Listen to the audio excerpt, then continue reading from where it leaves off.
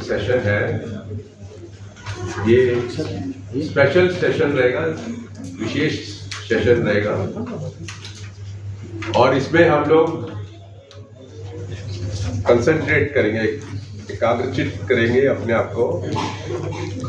एक तो right to education act के ऊपर, एक स्कूल के ऊपर और पेरेंट और जो स्टूडेंट है उसको सशक्तिकरण, एम्पावरमेंट उसको कैसे करें। और इसका पर्पज ये है कि जो हमारी स्कूल व्यवस्था है उसको हम कैसे दुरुस्त कर सकते हैं। आज की तारीख में आप ये प्लीज प्लीज प्लीज बात मत करिए। देखिए इस सेशन में ना कुछ सीखना है ना, अगर तो बिल्कुल ना मोबाइल सुनो और ना आपस में बात करो। गंभीरता से सुनिए। मैं दिल्ली से आया हूँ आप लोगों से बात करने के लिए, और अगर आप लोग मेरी बात नहीं सुनेंगे तो फिर अच्छी बात नहीं है ना। है? आप भी इतनी दूर दूर से आए हैं यहाँ पे अपना समय लगाने के लिए। तो मैं फिर दोबारा रिपीट कर रहा हूँ कि एक तो जो शिक्षा का अधिकार है उस पर मैं बात करूँगा, स्कूल पे बात करूँगा और माता पिता को सशक्तिकरण, एम्पावरमेंट के ऊपर बात करूँगा। तीन चीज़ों को कंसंट्रेट करूँगा। उससे पहले, क्योंकि बहुत सारे लोगों ने मुझे पहली बार देखा होगा, तो मैं कुछ शब्दों में अपने बारे में बताना चाहता हूँ कि मैं लगभग पिछले 50 साल से वकालत कर रहा हूँ और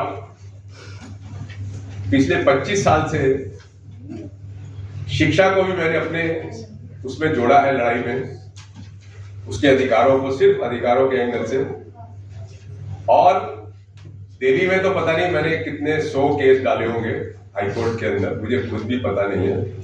लेकिन इसके अलावा भी मैंने पंजाब हरियाणा हाईकोर्ट में हरियाणा और पंजाब की समस्याओं को लेकर डाला है, उड़ीसा हाईकोर्ट में डाला है उड़ीसा की समस्या को लेकर, और राजस्थान में डाला है राजस्थान की समस्या को लेकर, महाराष्ट्र में डाला है, वहाँ गढ़चिरौली में गया था, गढ़चिरौली डिस्ट्रिक्ट के अंदर मैंने जब विजिट किया और देखा क्या हालत है, तो वो वहाँ पर नागपुर हाईकोर्ट में भी डाला है और अभी पटना हाईकोर्ट में भी डाला है, जो मैंने आपके जो ये चंपारण, ईस्ट चंपारण, वेस्ट चंपारण और अभी इसी पिछले महीने में, या क्या हो सकता है इसी महीने में, मैंने मुजफ्फरपुर के जो स्कूल्स को देखा था। 9 स्कूल मुजफ्फरपुर के देखे थे और 2 साल के अंदर मैंने लगभग 29 स्कूल जो है ईस्ट चंपारण और वेस्ट चंपारण के देखे थे।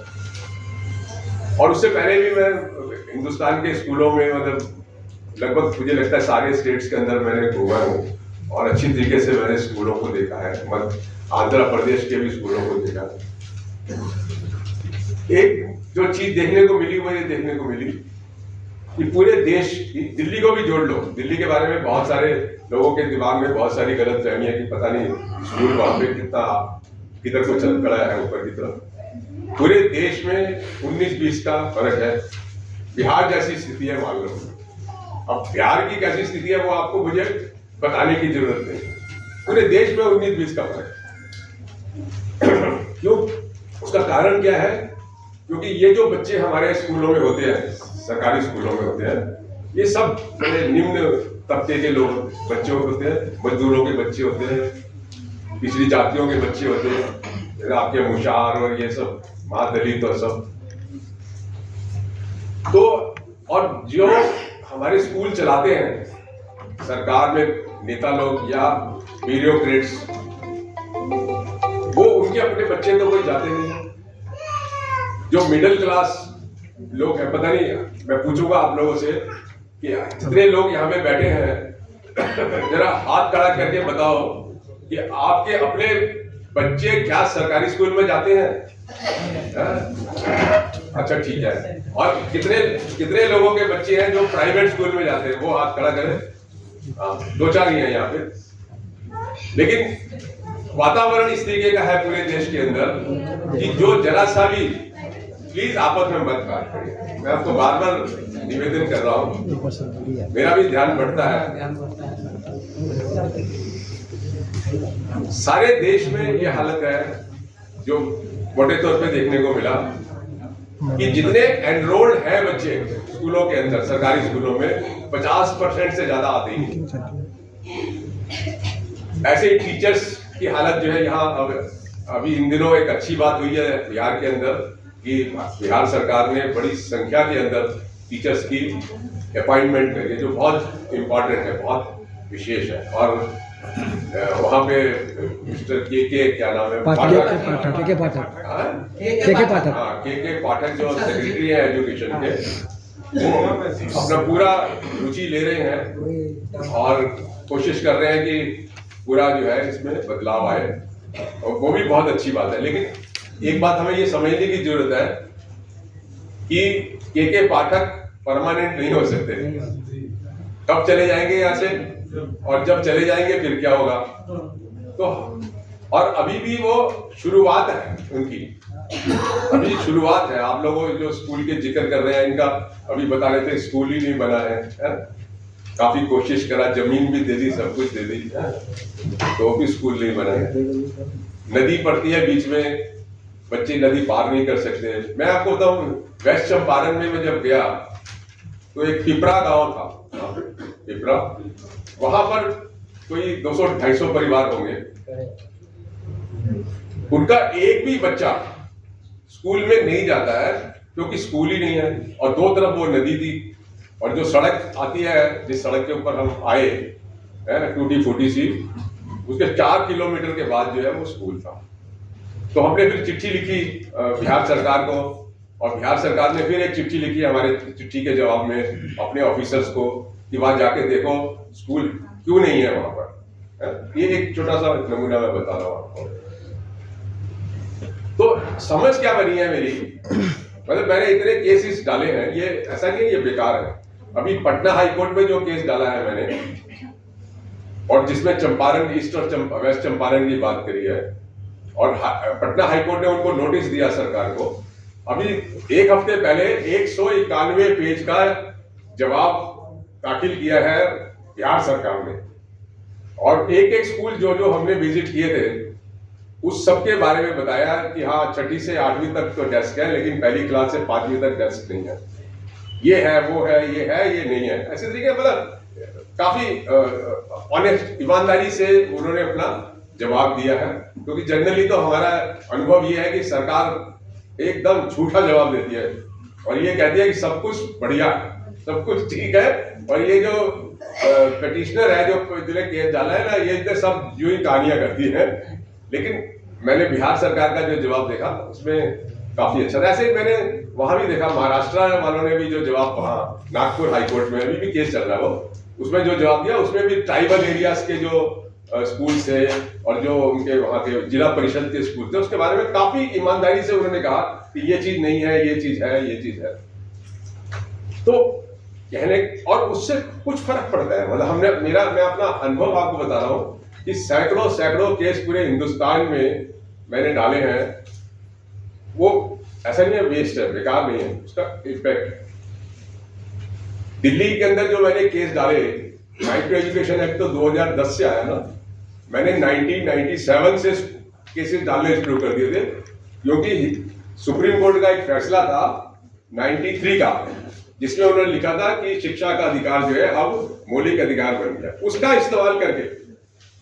इस्तेमाल करके मैंने दिल्ली में सैकड़ों केसेस डाले और उससे बहुत फर्क पड़ा। और ऑफिशियली ये कहा जाता है कि जो राइट टू एजुकेशन एक्ट है उसके अंदर 60% जो लॉ उन्होंने डाला है वो दिल्ली हाईकोर्ट के जजमेंट्स जो मेरे केस थे उससे उठा के डाला है। तो एक अचीवमेंट है, मैं ये नहीं कह रहा कि वो बेकार है, लेकिन जो उसको समझ में आया। और आपको मैं ये भी बता सकता हूं कि जो आज निजी स्कूलों के अंदर गरीबों के बच्चे दाखिल होते हैं, इसका भी मैं ही जिम्मेदार हूं।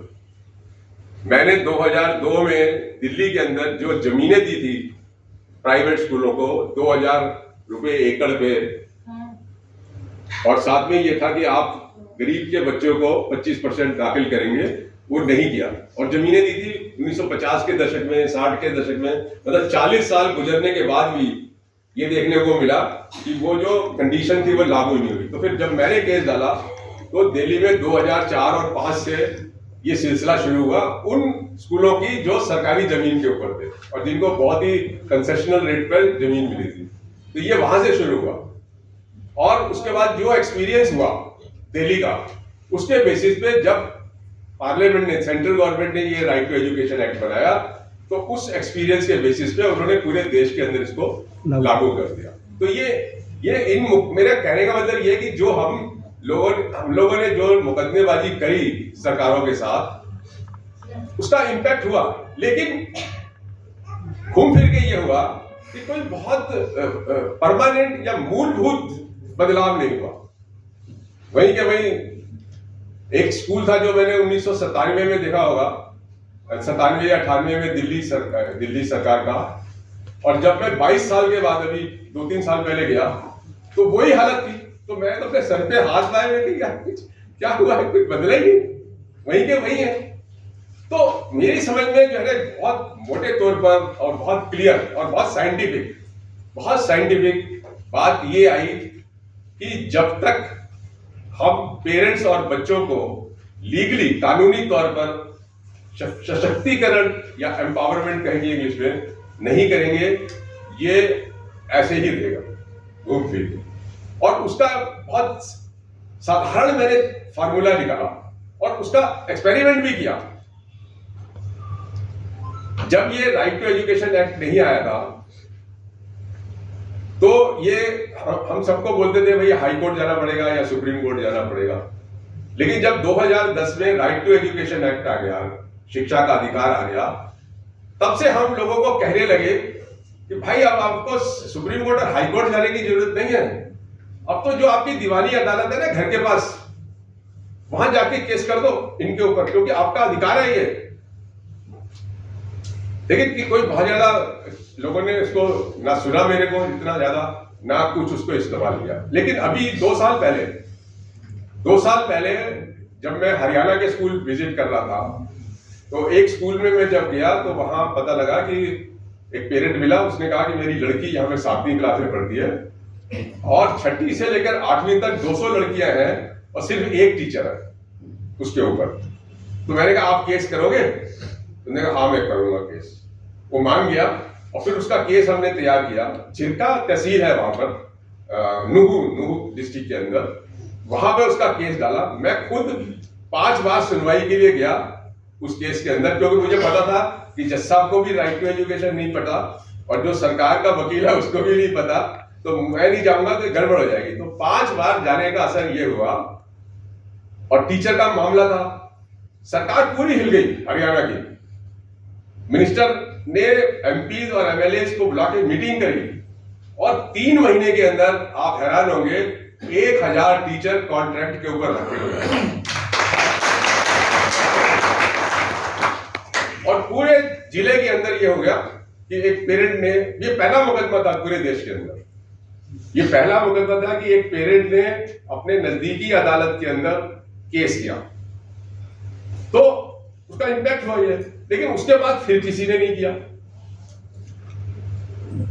अभी हम यही आपको समझाना चाहते हैं कि अगर हम ये तरीका इस्तेमाल करेंगे, मैं कह रहा हूं 6 महीने में शिक्षा का नक्शा बदल सकता है। 6 महीने में आप कहोगे बड़े तो मोदी की तरह छोड़ रहे हैं, तो नहीं, मैं अपने तजुर्बे के आधार पर ये बताना चाहता हूं ये पॉसिबल है। क्योंकि इसलिए पॉसिबल है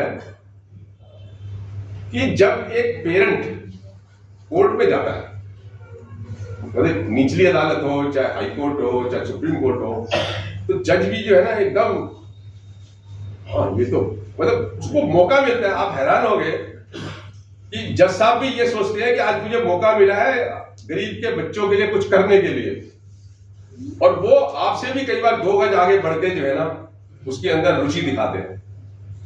तो ये एक ऐसा वातावरण है जिसका हम पूरा इस्तेमाल कर सकते हैं। तो इसमें हमने ये बताया लोगों को और आपको भी बता रहे हैं, ये प्लीज बात मत करो, फिर बात करने लग जाते हैं, पता नहीं या तो आप मेरी हिंदी समझ नहीं रहे हैं या समझ रहे हैं तो आपके ऊपर से चली जा रही है। हम लोग यहाँ आए किस लिए हैं? बहुत गंभीर विषय पे आए हैं। आज 76 साल के बाद भी हमारे सरकारी स्कूल, जिसमें कम से कम देश के अंदर 24-25 करोड़ बच्चे पढ़ते हैं, शिक्षा नहीं है, बूचड़ खाने हैं। टाइम पास करने आ जाता है बच्चा, वो पढ़ना चाहता है, माँ बाप भेजना चाहते हैं। और दूसरी तरफ चाइल्ड लेबर, इतना चाइल्ड लेबर बढ़ा है, अभी कोविड के बाद और चाइल्ड लेबर बढ़ गया। आप लोग चाइल्ड लेबर को एरेडिकेट करने, खत्म करने पे काम करते हैं, लेकिन अगर कोई मुझे आज ये बता दे कि क्या कम हुआ है क्या चाइल्ड लेबर? मैं पीछे जब उड़ीसा गया था तो उड़ीसा के अंदर 10वीं क्लास के 40,000 बच्चे कोविड के टाइम एग्जाम में ही नहीं बैठे। और उनकी जब खोज की गई कि वो बच्चे कहाँ थे, कोई हैदराबाद काम करने चला गया था, कोई कहीं चला गया। कोविड से जो गरीबी एकदम हुई तो वो इधर उधर चले गए। तो ये सब फिनोमिना है क्या? ये सब है क्या? इसको रोकना है, नहीं तो 100 साल और भी लग जाएंगे और हम फिर आज जैसी बातें करेंगे। तो मैं जो आपको बताना चाहता हूं ना, फिर मैंने क्या किया, बिहार में जब चक्कर काट रहा था मैं, तो लास्ट अभी मुजफ्फरपुर जब मैं आया तो वहां पे कुछ टीचर्स ने मुझे हेल्प करी, तैयार हो गए कि हाँ आपके प्रोसीजर को अडॉप्ट करते हैं। उसमें क्या प्रोसीजर है, मैं पहले आपको प्रोसीजर समझाता हूँ। इसमें कोई वकील की जरूरत नहीं होगी ज्यादा, आपको जहां होगी वहां मैं आपको दिख जाऊंगा, लेकिन ये बहुत इफेक्टिव है। जवाबदेही जिसको कहते हैं ना, वो है ये। इसमें क्या है कि हमारा सिविल प्रोसीजर कोड है दीवानी मुकदमे करने का, उसके अंदर एक सेक्शन 80 है। अभी मैं दिखा रहा हूं आपको ये नोटिस। सेक्शन 80 का एक नोटिस होता है जो आपके जो सचिव होते हैं, मुख्य सचिव, उसको भेजना पड़ता है। और ये कौन भेजेगा? पेरेंट। इसमें बच्चे ने भी साइन करा हुआ है, वो और भी अच्छी बात है। माता पिता बच्चे तीनों साइन कर रहे हैं उस नोटिस को। ये लीगल नोटिस है एक तरीके का, और ये कोई जरूरी नहीं है वकील के थ्रू जाए, ये पेरेंट खुद साइन कर रहा है इसके अंदर। और उसमें लिख रहा है, देखिए आप क्या क्या चीजें है इसके अंदर, देखिए। कोई पढ़ेगा इसको या मैं पढ़ूं? हिंदी मेरी बड़ी अच्छी नहीं है, बट स्टिल मैं पढ़ता हूँ। नहीं, मैं पढ़ता हूँ। आप लोगों को दिया हुआ है ये कागज ना, देखो आप भी देखो, सबका हाथ में कागज है ना। हाँ देखिए ये कागज। हाँ, सिर्फ फर्क ये है कि ये जो है ना उत्तर प्रदेश का परफॉर्मा है, यहाँ पर आप देख रहे हो जो बिहार का परफॉर्मा है। इसको थोड़ा चेंज कर देंगे ऊपर से, लेकिन ये मेरे पास अवेलेबल था तो ये मैं आपको भेज दूंगा। आप मेरे को व्हाट्सएप पे हेलो करेंगे ना, मैं आपको सब कुछ भेज दूंगा। तो इसमें देखिए ऊपर लिखा है विषय में, आप प्लीज हेलो हेलो हेलो इसको भेजो। आप आज यू कम हियर, आप जरा पढ़ो इसको, पढ़ो सर हम ही आ जाते हैं। इनको भेजो ना, कम पढ़ लेते हो ना हिंदी? नहीं हिंदी नहीं आता, इंग्लिश आता है। हिंदी नहीं आता? एक मिनट आने दो जाओ प्लीज कम।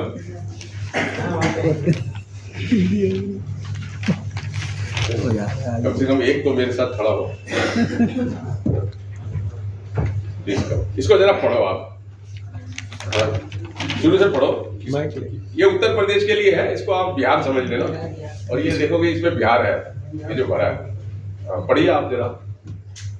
सेवा में मुख्य सचिव उत्तर प्रदेश सरकार, first floor, room number 110, Lal Bahadur Shastri भवन, उत्तर प्रदेश।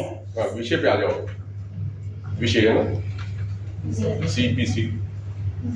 CPC की धारा 80 के तहत नोटिस RT एक्ट अधिनियम 2009 के प्रावधानों को लागू करने की मांग। प्रिय महोदय, मेरा पुत्र एवं पुत्री जो भी है यहाँ पर हो जाएगा, स्कूल के नाम और कक्षा में, जिस कक्षा में पढ़ रहे हैं उस कक्षा में हो जाएगा। उसके बाद कक्षा में पढ़ रहा हूँ, मेरी पुत्री एवं पुत्र को उन अधिकारों से वंचित किया गया है जो उसे बच्चों के लिए। ममता टेलीफोन पे सुन रहे हो।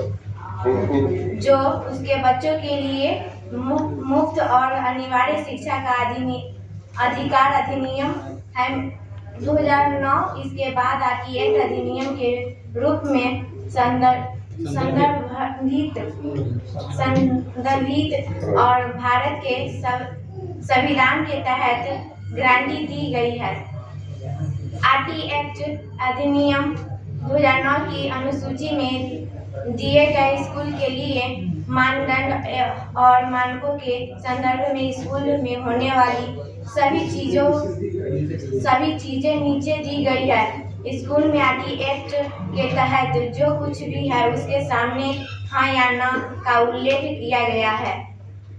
बड़ा आगे बढ़ो। नंबर 1 क्या है देखिए, ये जो चीजें है ना, ये सारी की सारी वो है जो राइट टू एजुकेशन में मिनिमम है। हम लोग मिनिमम की लड़ाई लड़ रहे हैं। अभी पहले मिनिमम की लड़ लेंगे ना तो फिर थोड़ा सा और ऊपर कहीं चल सकते हैं। तो और ये मिनिमम वो है जो कानून के अंदर है। और क्या क्या चीजें मिनिमम, जैसे सुरक्षित स्कूल एवं बिल्डिंग है या नहीं है या नहीं। देखिए ये जो स्कूल है इसके अंदर कोई सुविधा नहीं है। आप देखेंगे इस परफॉर्मे में सब में लिखा है नहीं नहीं नहीं नहीं नहीं नीचे तक। ये मुजफ्फरपुर के आपके स्कूल का दूसरी शिक्षक सही अनुपात में है या नहीं। शिक्षक सही अनुपात में है या नहीं। प्रत्येक शिक्षक के लिए कम से कम एक कक्षा है या नहीं। स्कूल में एक किचन है जहां मिड डे मील बनता है या नहीं। लड़के या लड़कियों के लिए अलग अलग शौचालय है या नहीं।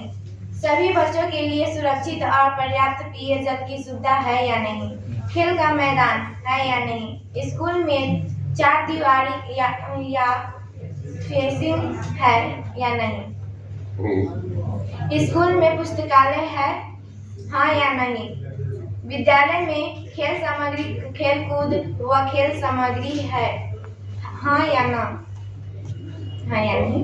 विद्यालय में विशेष शिक्षक है हाँ या ना।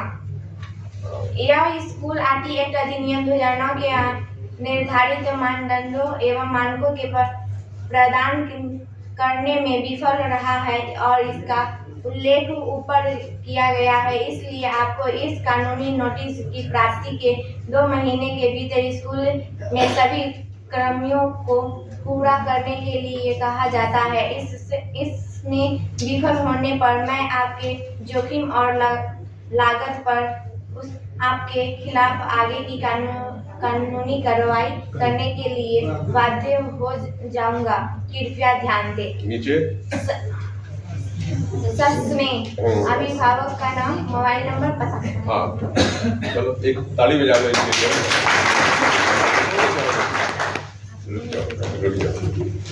अच्छा देखो ये इसमें ना इसको थोड़ा बहुत आप ऊपर नीचे कर सकते हैं। जैसे आपके यहाँ प्रॉब्लम थी स्कूल ही नहीं है तो आप लिख सकते हैं हमारे यहाँ स्कूल नहीं है। तो सिर्फ जरूरी नहीं है इतनी चीजें हो, एक चीज पे भी लिख सकते हो है, एक चीज पे भी लिख सकते हो और इसको थोड़ा बहुत ऊपर नीचे कर सकते हो। लेकिन ये एक परफॉर्मा है जो परफेक्ट है। इसका क्या है कि ये नोटिस है जो आप ईमेल, आजकल ईमेल से भेज सकते हो, किसी का भी ईमेल इस्तेमाल कर सकते हो। 1 रुपया भी, 1 नया पैसा भी नहीं खर्च होगा। इसका फोटो खींचो, उसको भरे, पेरेंट बच्चा भी साइन करे और इसका ईमेल से आप भेज सकते हैं। अच्छा होगा अगर आप स्पीड पोस्ट पे 10-20 रुपए खर्च कर सकते हैं तो स्पीड पोस्ट पे भी साथ में भेजें। और अगर हो सकता है तो कोई व्यक्ति जाके जो है ना 10-20 पूरे दफ्तर में जाके रिसीव करा दे। मतलब क्या हो रहा है, क्या हो रहा है? लोगों को कोई इंटरेस्ट नहीं है लगता है। तो आप अगर इंटरेस्ट नहीं लेंगे तो आपसे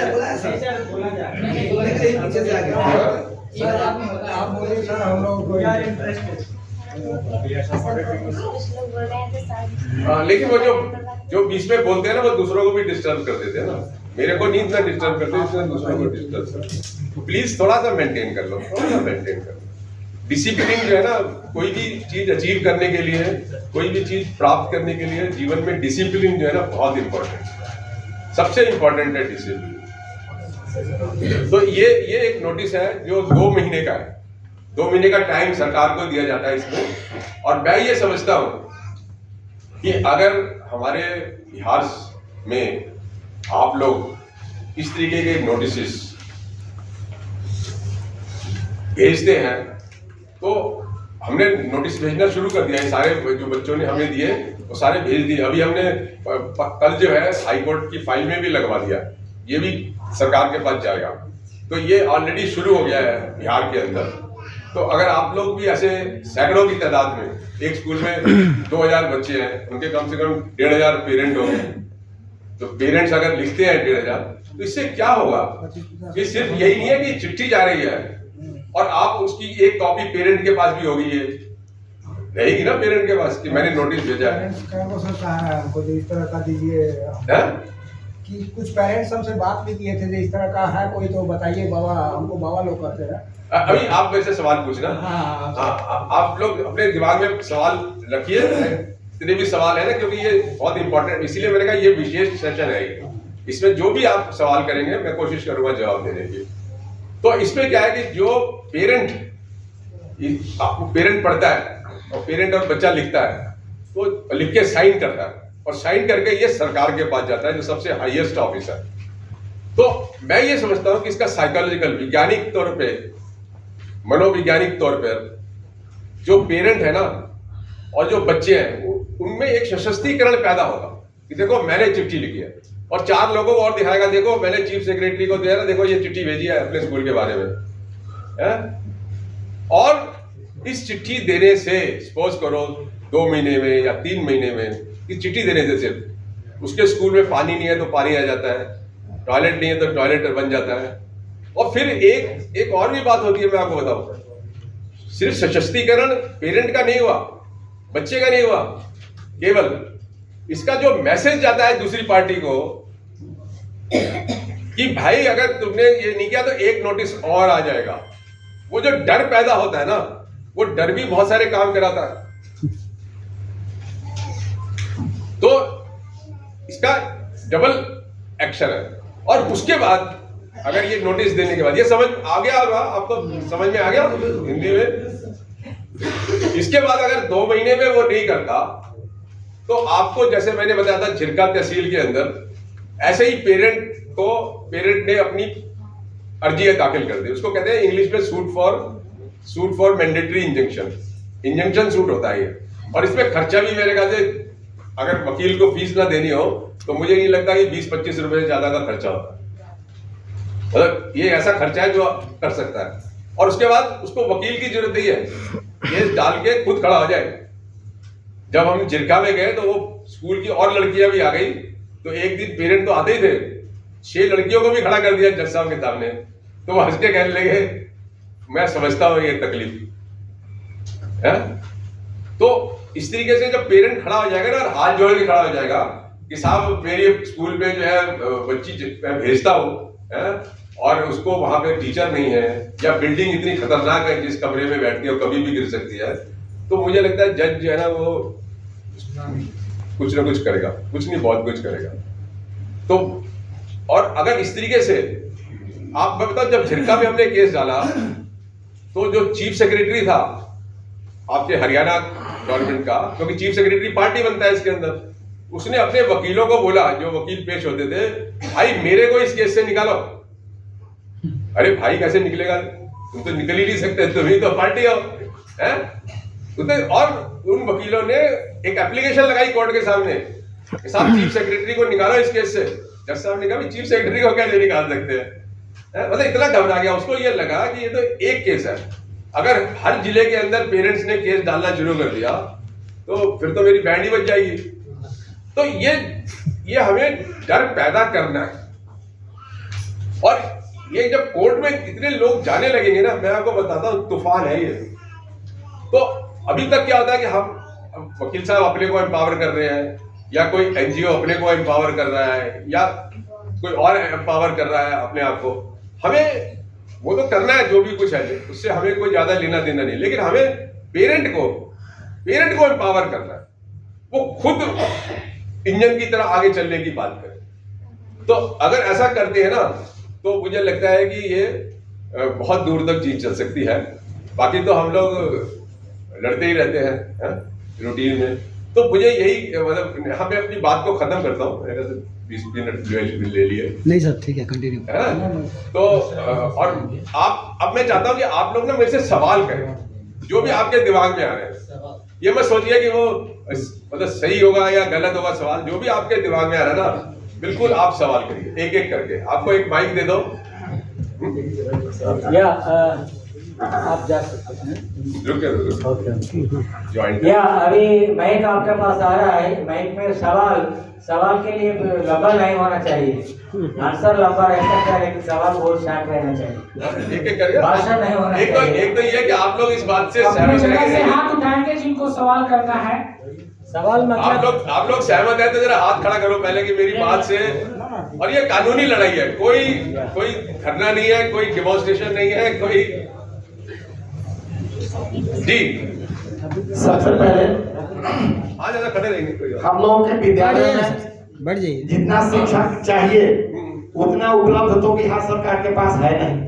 क्या चीज? तो जितना हम लोगों के बिहार में विद्यालय है, कक्षा वार शिक्षक की कमी है, तो फिर हम लोग विशेष शिक्षक की मांग कैसे करें? हाँ देखो ये, हाँ अच्छा सवाल उठाया।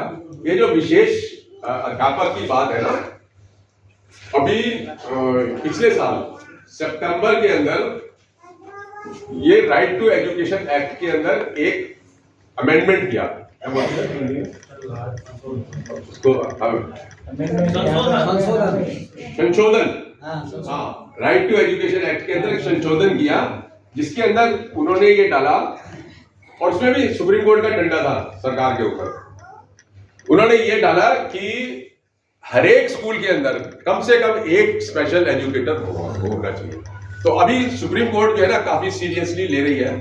अभी हमने दिल्ली में भी केंद्रीय विद्यालय के खिलाफ डाला हुआ है कि उनके स्कूल में भी नहीं है, जबकि 2009 में केंद्रीय विद्यालय ने मेरे केस के अंदर दिल्ली हाई कोर्ट को बोला था कि हम स्पेशल एजुकेटर अपॉइंट करेंगे 2009 में, और उसके बाद कुछ नहीं किया, और अब फिर से वो वहां पे जो है उनको फेस करना पड़ रहा है।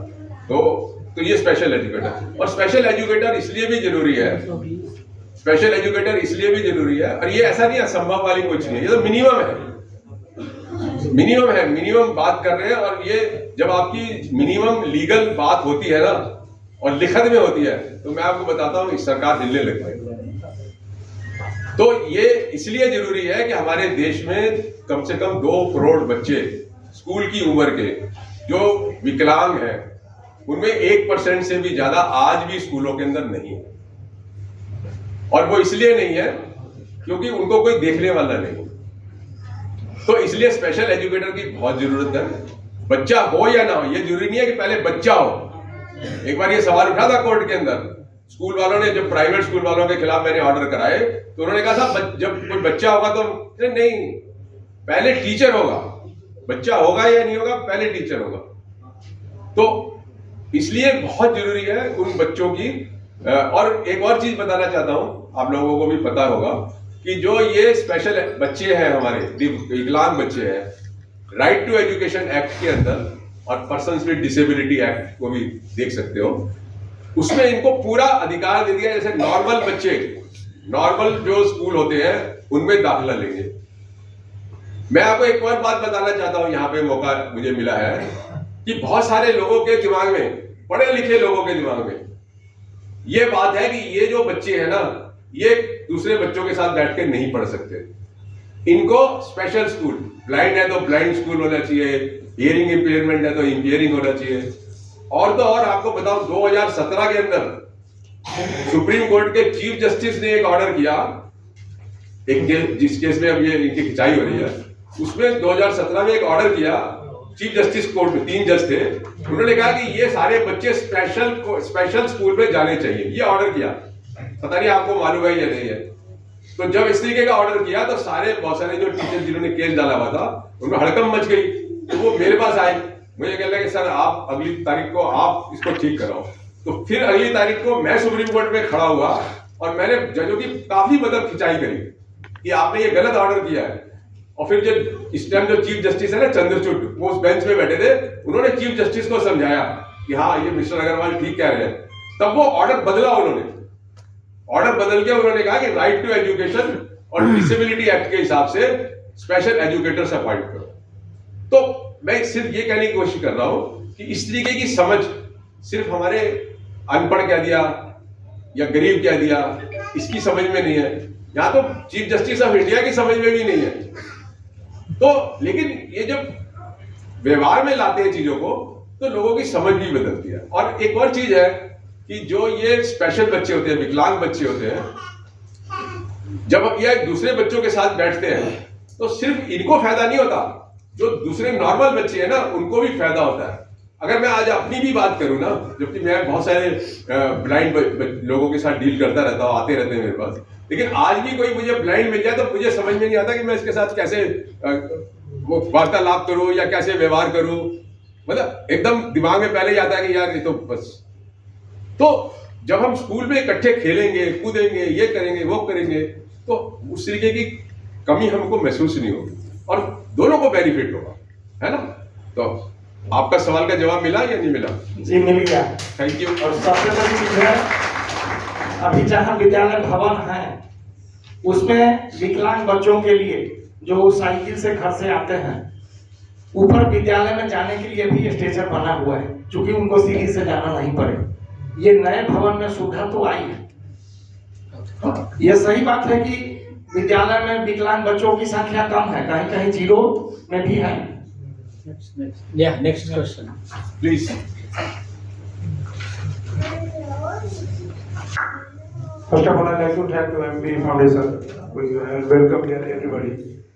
Actually, sir, right to education मैं ये पूछना चाहता हूँ कि चाइल्ड लेबर एक्ट के तहत जो हम लोग कानून का जो एक प्रावधान बनाए हैं और चाइल्ड लेबर जो वर्क जो करते हैं उनको एक कानूनी के तहत जो वो पकड़ाते हैं, तो कहीं ना कहीं वो बेसिकली कमजोर मूवमेंट होता है। सर, मैं ब्रीफली बताना चाहता हूँ कि अब ये कानून के तहत आ गया है कि चाइल्ड लेबर जो होता है, जो बच्चे को श्रम से मुक्त करना है।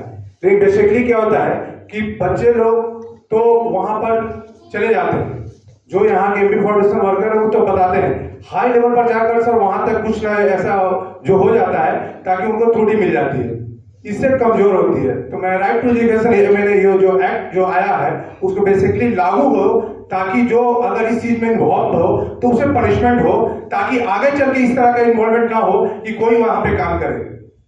दूसरी बात, आंगनवाड़ी के अधीन में सर मैं बार बार इस चीज को रखा हूं, वहां पर कोई भी आंगनवाड़ी उतनी मेंटलिटी बच्चे को वहां पर नहीं कर पाते। सिर्फ एक खाना पूर्ति दिखाया जाता है कि छोटे बच्चे को मैं ला रहा हूं, लेकिन राइट टू एजुकेशन में उन्हें एजुकेशन नहीं मिल पाता है कि वो उनको करना क्या है। कहीं ना कहीं आंगनवाड़ी में सर उस बेसिकली बहुत कमजोर पड़ता है। बेसिकली शिक्षा के लिए प्रति एमपी फाउंडेशन बहुत काम कर रहा है, मैं हायर एजुकेशन पे बहुत ध्यान देता हूं, इसके लिए मैं धन्यवाद देता हूं। Thank you.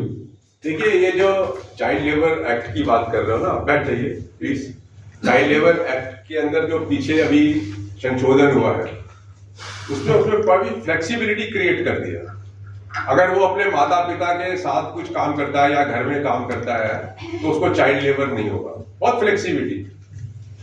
तो ये एक लिबरल एटीट्यूड है, लेकिन इसका इलाज चाइल्ड लेबर एक्ट के अंदर नहीं है, इसका इलाज भी राइट टू एजुकेशन एक्ट में, जो आप भी कह रहे हैं। अगर हम सारे बच्चों को स्कूल में ले आएंगे तो चाइल्ड लेबर खत्म हो गई कि नहीं हो गई? और यही तरीका है, यही तरीका है। और दूसरा, आप जो आंगनवाड़ी की बात कर रहे हो, अभी हमारी जो देश की नेशनल एजुकेशन पॉलिसी बनाई है 2020, उसमें लिखा है कि जो 3 से 6 साल के बच्चे होंगे ना वो आंगनवाड़ी में जाएंगे, उसमें वो विकलांग बच्चे भी ऐड है। हम सवाल पूछते हैं सरकार से कि जो जिनके पास पैसे हैं और जो प्राइवेट स्कूल में भेजते हैं, उनके बच्चे तो 3 साल के आंगनवाड़ी में नहीं जाते ना, उनके तो पहले दिन से ही प्राइवेट स्कूल पे जाते हैं, नर्सरी के अंदर और एलकेजी में, यूकेजी में है। तो ये भेदभाव क्यों कर रहे हो?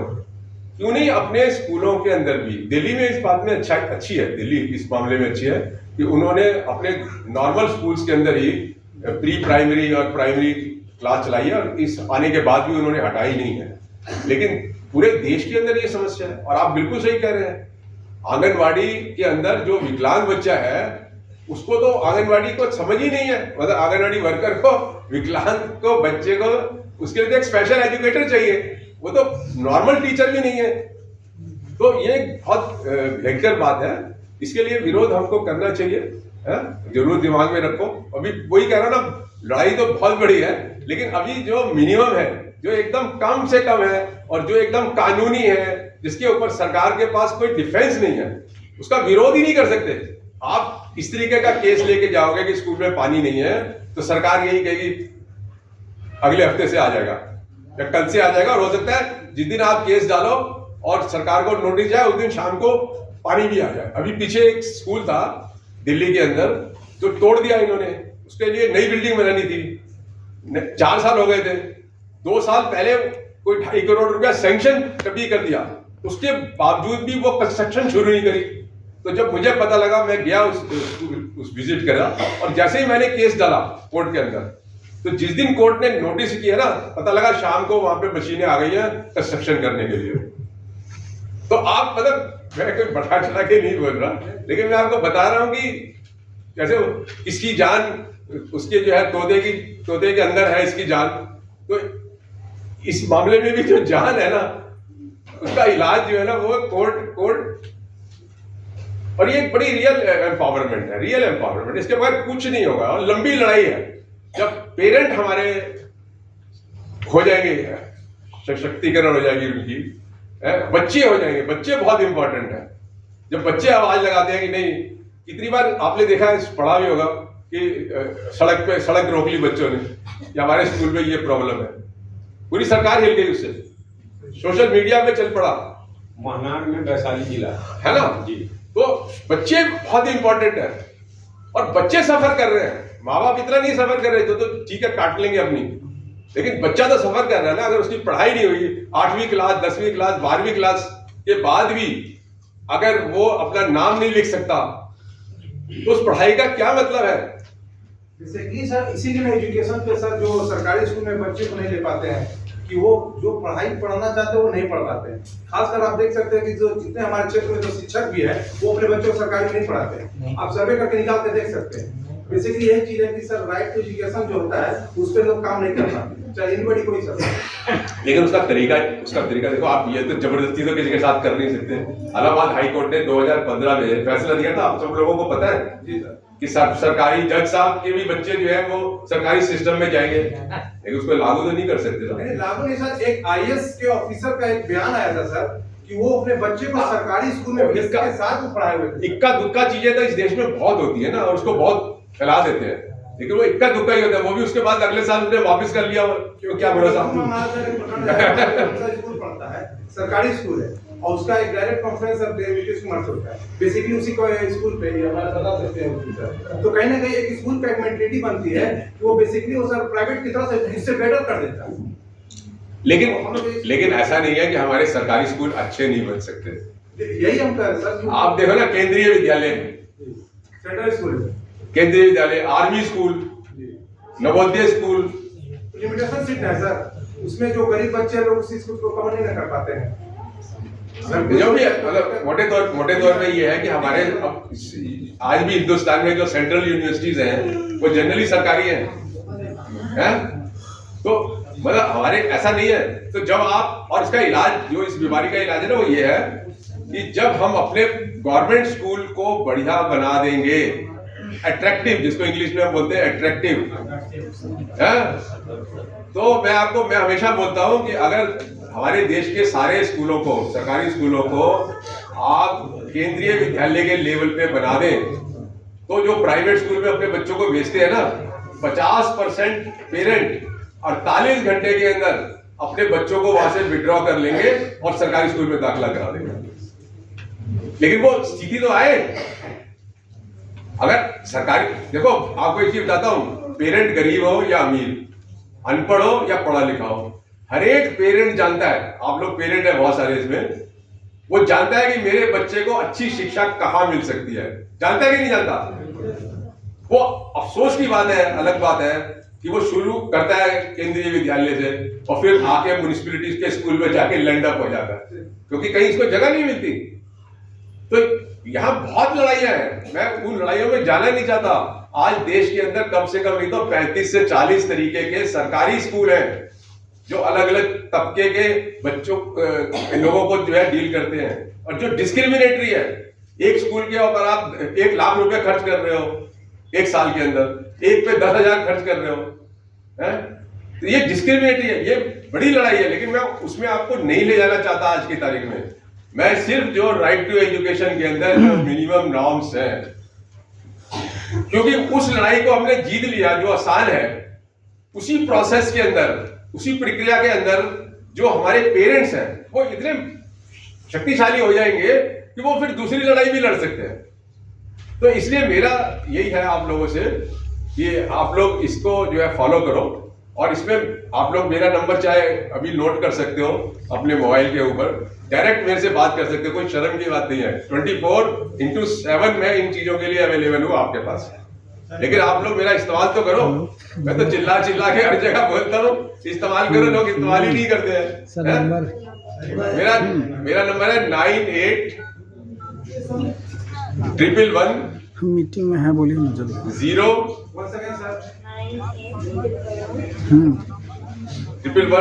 नंबर 01923। थोड़ा मीटिंग में मैं रिपीट कर रहा हूँ उसको, 9811011923। एडवोकेट अशोक अग्रवाल। ठीक है। आप मेरे को व्हाट्सएप कर सकते हो, जिसमें आप अपना नाम लिखोगे, CRPF लिख दो या MPF लिख दो, और साथ में अपना कौन सा गांव है आपका बिहार का वो लिख दो, तो आप मेरे साथ कांटेक्ट में रहेंगे। और जरूरत पड़ी तो मैं, आप अगर कोर्ट में केस डालेंगे ना, तो मैं आ जाऊंगा आपकी कोर्ट में लड़ने के लिए आपके लिए। स्क्रीन में आ रहा है, स्क्रीन में आ रहा है। बड़ा करो भाई। क्या? हाँ, ये मेरा नाम भी दे दो। हाँ, अरे वाह, नाम भी लिख दीजिए। तो और रिलैक्स करो। मेरा अनुभव ना, वैसे मैं आपको बताऊं, बहुत खराब है। मैं मतलब लोगों के साथ चिल्ला चिल्ला के जो है ना बता कहता हूँ कुछ करो कुछ करो कुछ करो, और ये बिल्कुल पीसफुल है, पीसफुल, लीगल, और एकदम एटॉमिक बम की तरह चलेगा ये, बम की तरह। इसकी जरूरत है बम की आज के वक्त में, लेकिन कोई रिस्पॉन्स मुझको ज्यादा मिलता नहीं है। अभी भी मेरे को बहुत बुरा मत मानना, मेरे को बहुत उम्मीद नहीं है, लेकिन अगर आप सचमुच कुछ करेंगे तो मुझसे ज्यादा खुश होने वाला व्यक्ति भी नहीं हो सकता। और आप लोगों के मतलब आप लोग बहुत कुछ कर सकते हैं। अगर आप खुद पेरेंट हैं, आपके बच्चे सरकारी स्कूल में जाते हैं, तो आप तो फिर खुद ही डायरेक्ट हो गए। और अगर आप सपोज करो NGO ही है, तो भी आप ऐसे मोबिलाइज कर सकते हैं। और मैं आपको बताता हूँ, शहर के लोगों को, शहर के गरीबों को मोबिलाइज करना मुश्किल है, लेकिन रूरल एरिया के जो लोग हैं ना, उनको मोबिलाइज करना आसान है। तो यहाँ आप जल्दी परिवर्तन ला सकते हैं। और अच्छी बात बिहार में भी ये है कि अभी बिहार का मौसम बहुत अच्छा है, क्योंकि सरकार खुद रुचि दिखा रही है सरकारी स्कूलों के अंदर। ये अच्छी बात है, मुझे लगता है ताली बजानी चाहिए सरकार के लिए। इलेक्शन आ गया तो और कोई सवाल करना चाहता तो करें, नहीं तो फिर मैं अपनी, हाँ बताइए।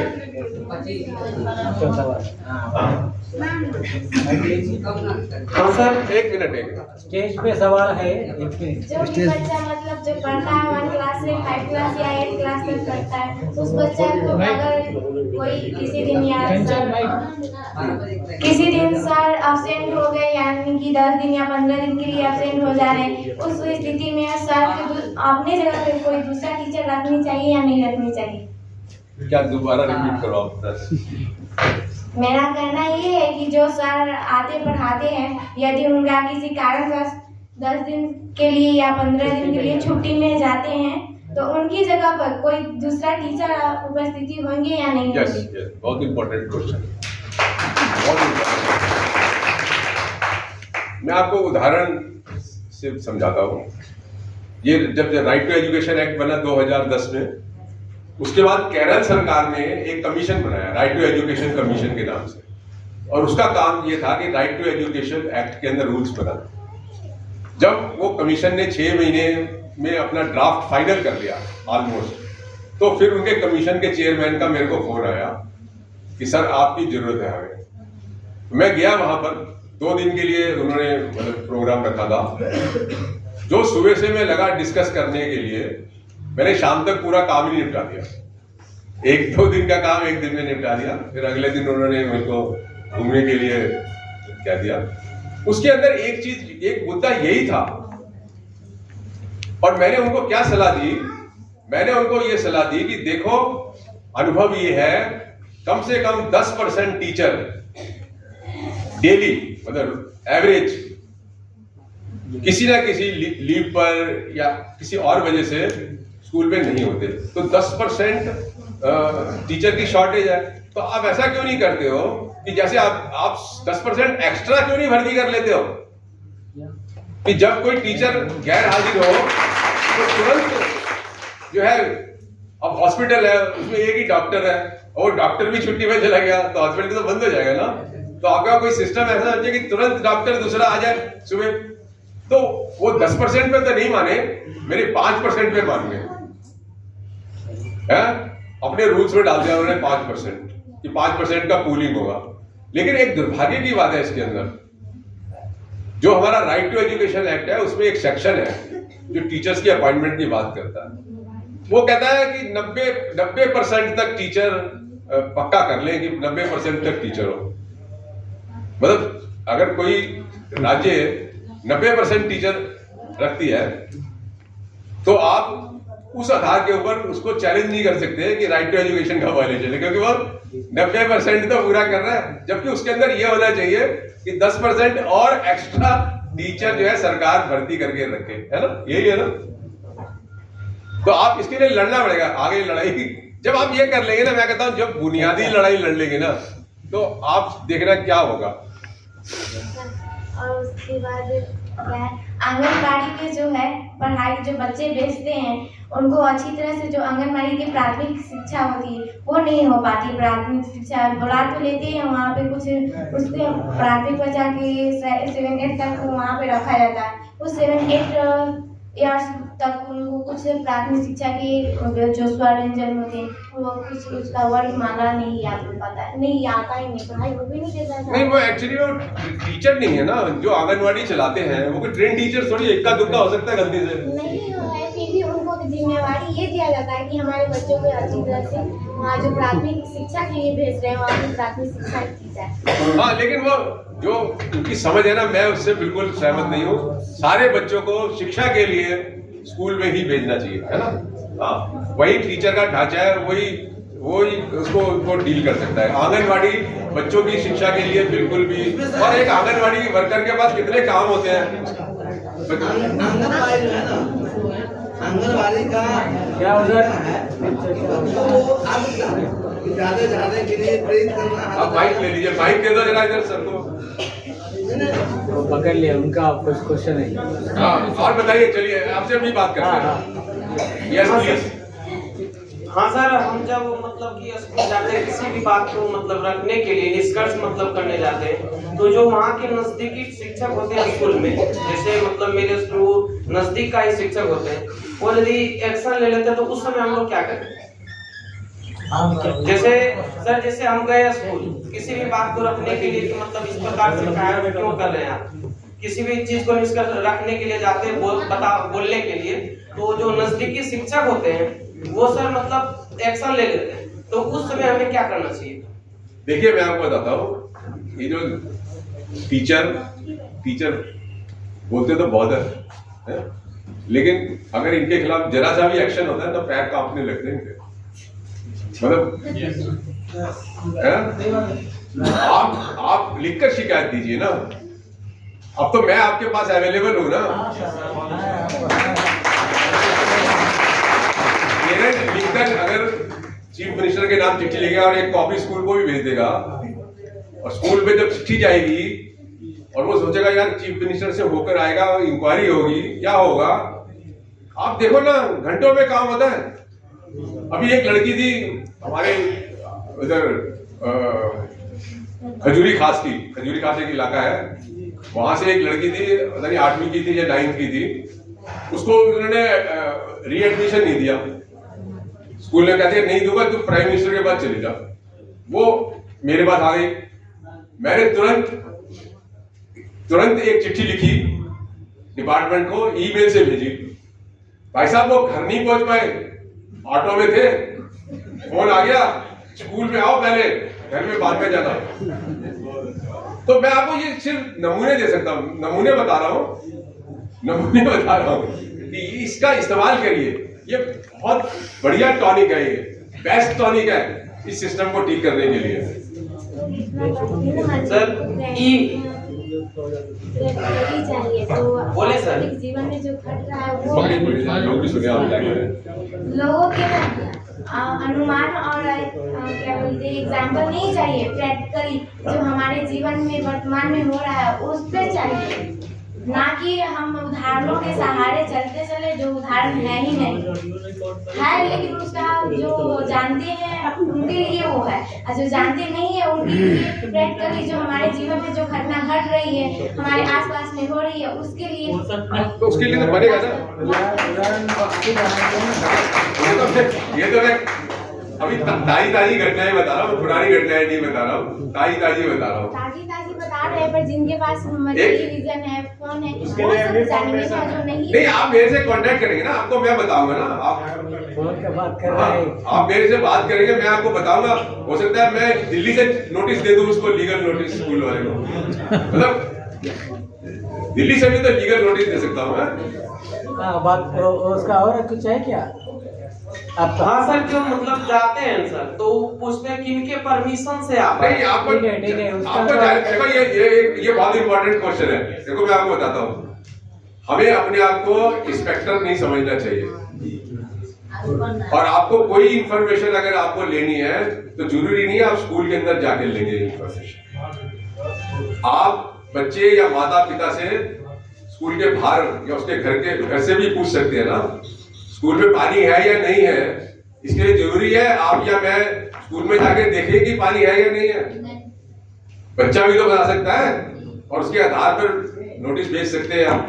नंबर एक। दूसरा ये कि अगर कोई इस तरीके की बच्चे की प्रॉब्लम होती है और आप जाने की कोशिश करते हैं कि भाई चलो प्रिंसिपल साहब से बात कर लें और निपटा दें, वो आपको घुसने नहीं देते। कोई बात नहीं, आप उतने खुश रहिए जितने पहले थे, और आप आके एक चिट्ठी बनाइए कि ऐसे ऐसे मतलब ये बच्चा आया और आपने मना कर दिया, ईमेल से भेज दो, स्पीड पोस्ट से भेज दो, दूसरे दिन पहुंच जाएगा।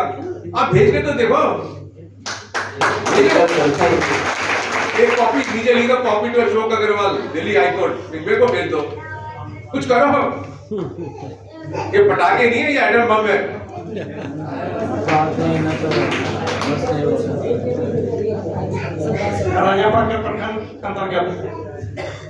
मध्य विद्यालय बैनापुर, वहाँ जो है मध्याह्न भोजन आने के बाद एक भी टीचर बच्चे को खिलाने के लिए उपस्थित नहीं होते, अपने कार्यालय में मोबाइल चलाते। तो उस समय हमने बच्चों का वीडियो बना के और शाम 4 बजे से 5 बजे तक सभी विद्यालय का जो है प्रखंड शिक्षा पदाधिकारी के साथ वीसी होता है, उसमें मैंने उस वीडियो को भेज दिया। उसके दरमियान हमको कहीं न लिखित देने का जरूरत पड़ा, न किसी को फोन करने का जरूरत पड़ा।